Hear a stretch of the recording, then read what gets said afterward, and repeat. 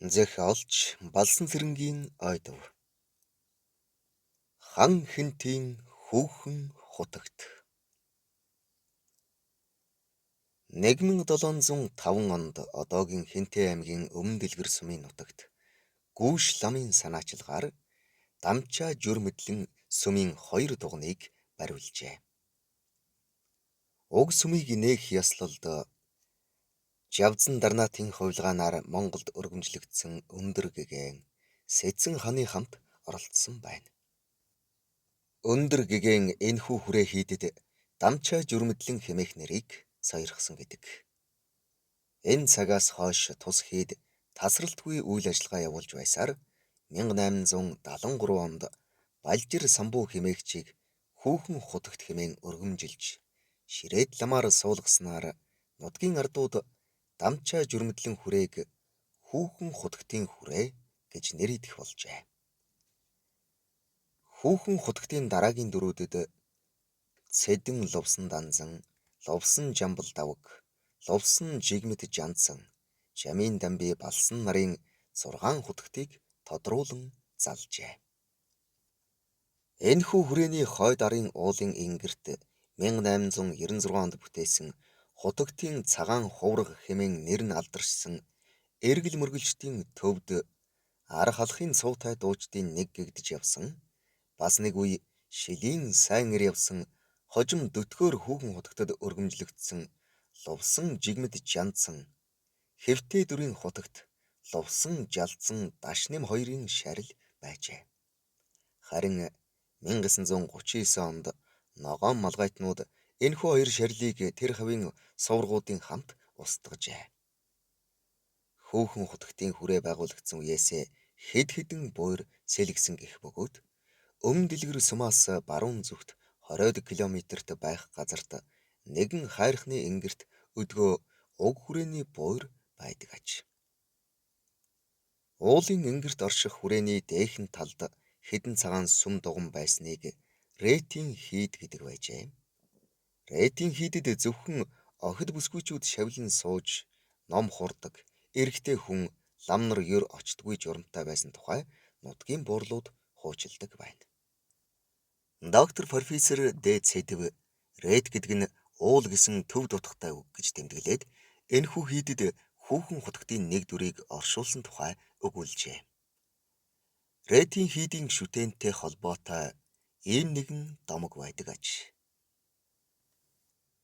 Хүүхэн хутагт нэгэнтэй Лувсан Жигмэд Жанцсан, Жамин Дамби Балсан нарын аль нэг нь бололтой. Өөрийн шавьд одоо гэрлэх цаг болжээ. Харин чи нэг зүйлийг бэлт. Буухалж, ширийн тулмалж авч явхад бэлэн болох хэмээжээ. Шавь нь багшийнхаа хэлснийг ёсоор болгосон байна.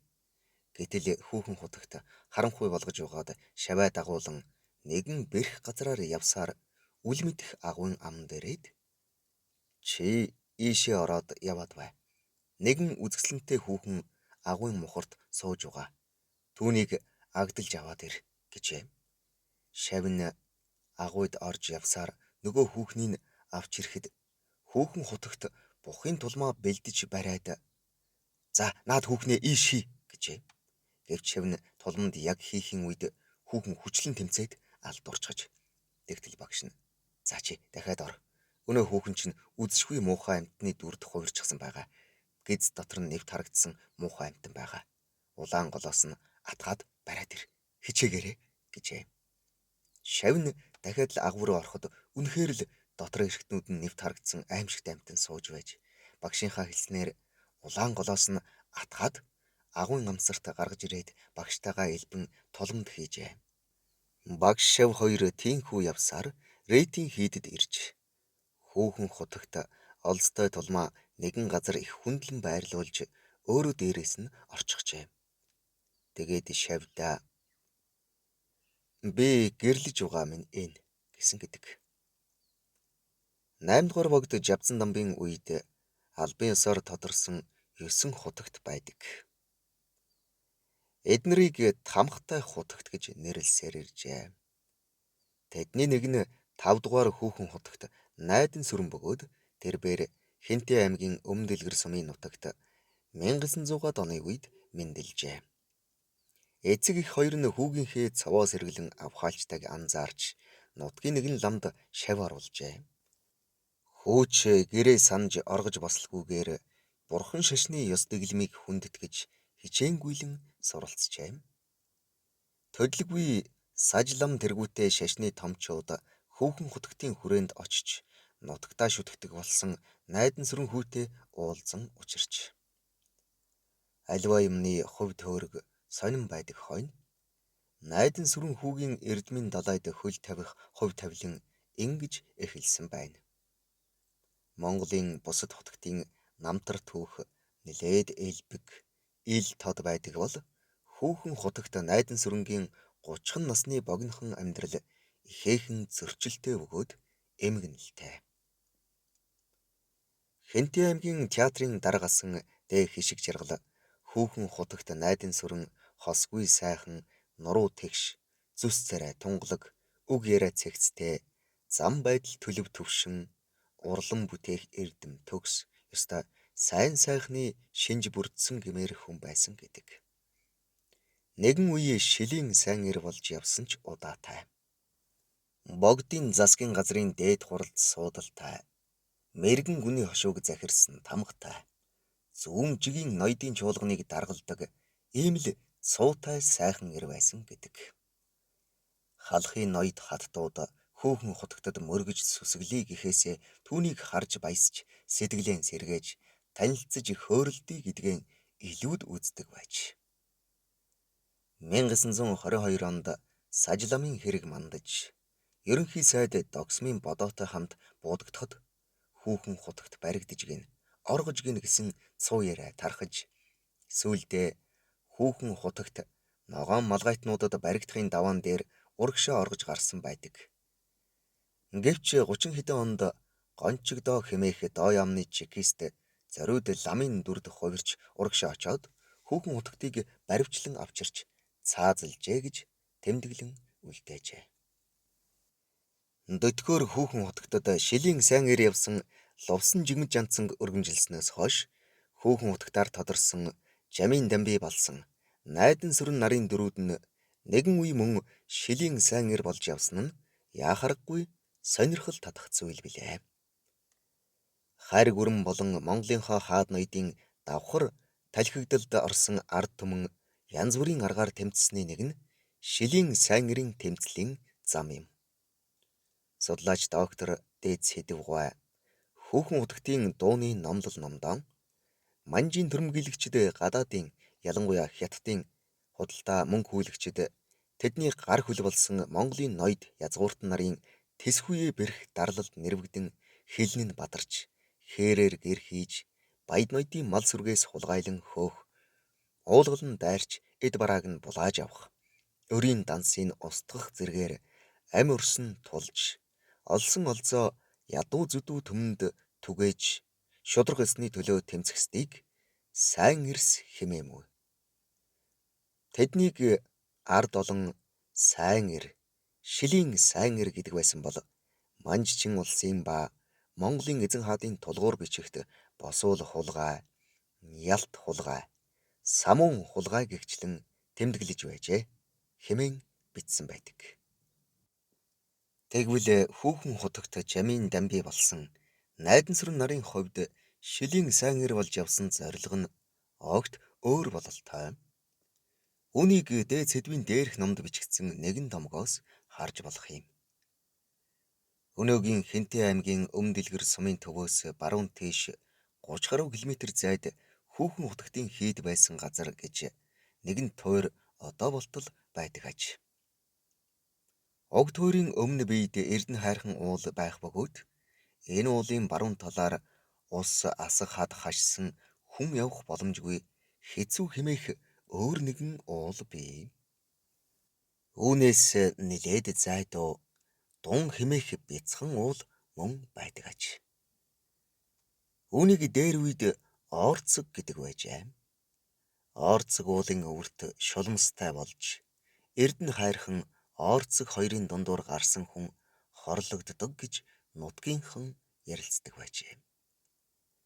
Тэрхүү хорлолт шулмууд Орцог Эрдэнэ хайрхан хоёрын оройг холбон нүдэнд үл үзэгдэх хэц татаж өмд гутал зэрэг бузар булаа юмсан өлгөж түүний доогуур гарсан бүхэн хорлолд учирдаг гэлцдэг болжээ. Энэ байдлыг хүүхэн хотогт мэдчихэд өвгөр хүн амтан явахыг хориглон шулмсуудыг гиндүүлэн дарах арга сүйхжилж эхэлсэн байна. Нэгэн өдөр хүүхэн хотогт Орцог уулын оройд гарч дунд татхад шулмсууд хариуд нь Эрдэнэ хайрхан уулын оройгоос яйч л татжээ. Шөнийн цагт шулмсууд тардгийн талаар адуу болон бэлчиж таарлцсан бүгдийг хорлон буйг хутагт ажиглан мэдэж авчээ. Шулмсууд ингэж хувилж явахдаа нэг шулмсыг манаа болгож тавьдаг байж. Өдрийн цагт хүн дүрсээр хувирч Эрдэнэ хайрхан уулын өвөрт сүм дугны суур босгодог болжээ.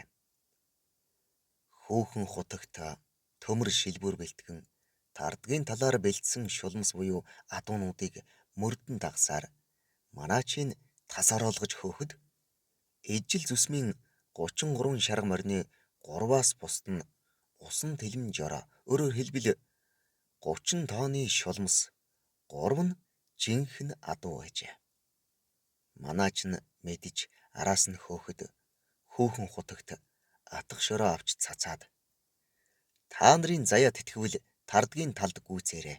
Миний заяа тэтгэвэл манан будан татаарай гэсэнд талын дүүрэн харанхуй манан татаж хүүхэн хутагт тэдэнд амьсгаа авах чөлөө өглгүй битүү манан дундуур хөөж Орцог уулын ард талд байдаг гүн бүрд хэмээх хөлгүй нуур руу оруулан дарж хүн амьтныг амарж олжээ. Энэ байдлыг дуунд тусгасан гэж домглон ярьдаг байна. Тухайлбал бор борын бялзуухай босоо суугааж иргэн билээ. Болзоо нүгүй хүүхэн хутагт боломжийг олж дэргэлээ. Тардгийн талын манаач нь яасан хэцүү манаач вэ? 2 шөнө отлоо шүү. Хойнох шөнө гиндүүлэн хөөлөө шүү. 33 шаргын маань 3-аас бусд нь шулам юм аа. Орцог бүрдийн усанд нь оноод сумаар нам намаахөө хэмээжээ.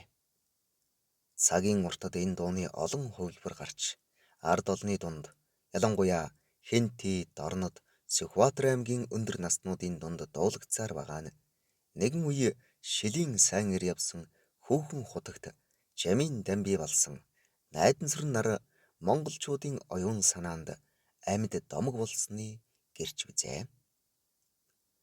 Хүүхэн хутагт нэгэн үе шилийн сайн ир явахдаа өөрийнхөө тухай маш олон домог яриаг ард олондоо үлдээжээ. Түүний заримаас нь тойллуулъя.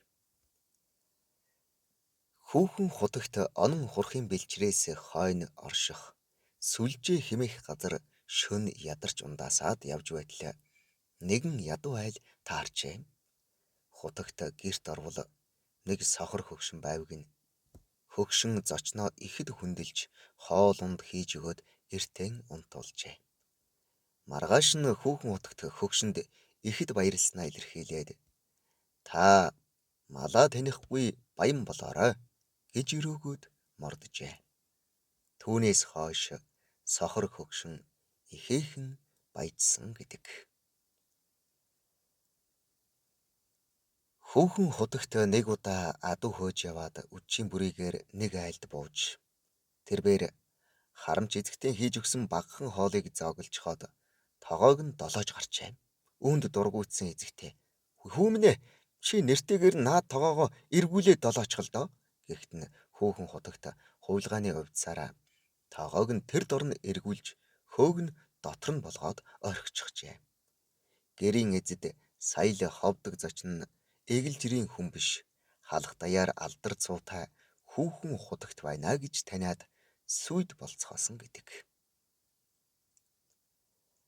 Мөн нэгэн удаа хүүхэн хутагт ноёд баядын адууг хөөж яваад 15-ны цагдаа нарт баригдаад Бээжинд хүргэгдэж гянданд хоригджээ.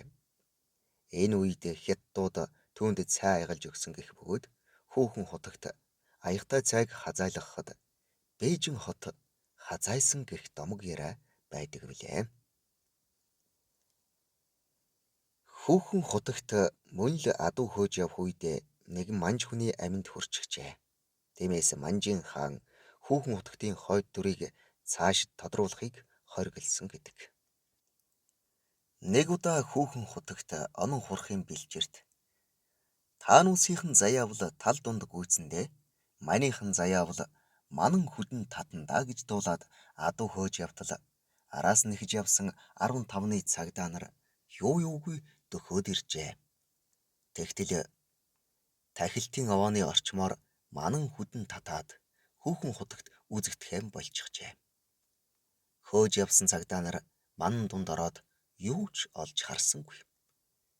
Тахилтын овоо нь хад цохио ихтэй их зөндөр уултвал 15-ны цагдаа мориноосоо буугаад явган маццгаажээ.